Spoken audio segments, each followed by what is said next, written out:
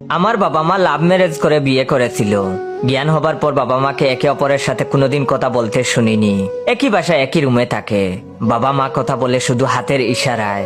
আমি বাবাকে প্রায় প্রশ্ন করতাম, বাবা তুমি মায়ের সাথে কথা বলো না কেন?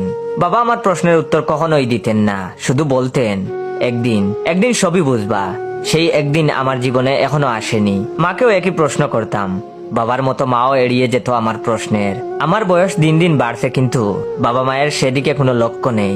বাবাকে বললাম বিয়ে করতে চাই, বাবা তখন আমাকে কিছু বলল না। মায়ের কাছে গিয়ে আমি তখন বললাম, মা আমি বিয়ে করতে চাই। মাও তখন কিছু বলল না। মন খারাপ করে শুয়ে আছি আমি।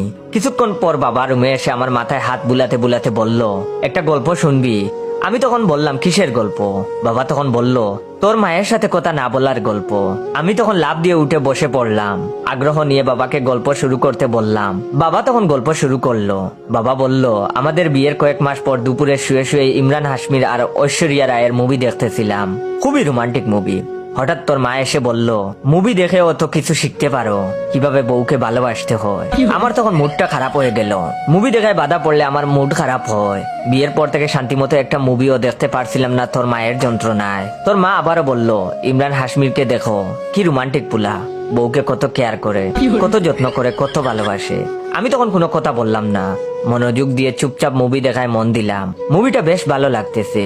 ইমরান হাশমিরের রোমান্টিক মুভি আমার সবসময় ভালো লাগে। তোর মা আবারও বলে উঠলো, বউকে কিভাবে ভালোবাসতে হয় এবার বুঝতে পারছো?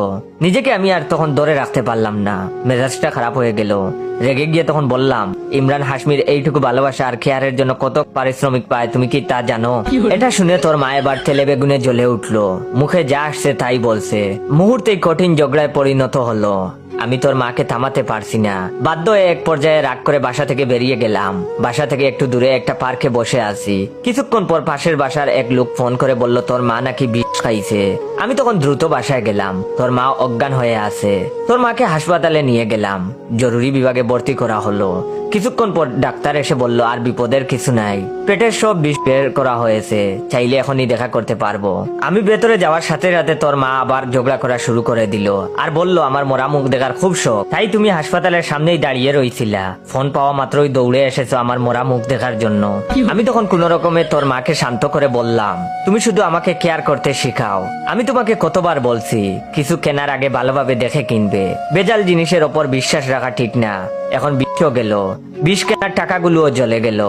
তোর মা তখন হাসপাতালের মধ্যেই ঝগড়া করতে শুরু করলো। আমাদের ঝগড়া দেখে পাশের রুম থেকে ডাক্তার দৌড়ে আসে। ডাক্তার আমাদের মাঝে এসব ঝগড়া থামাতে চেষ্টা করলো, কিন্তু তোর মা ঝগড়াই করবে। ডাক্তার তখন বলল, আপনারা একে অন্যের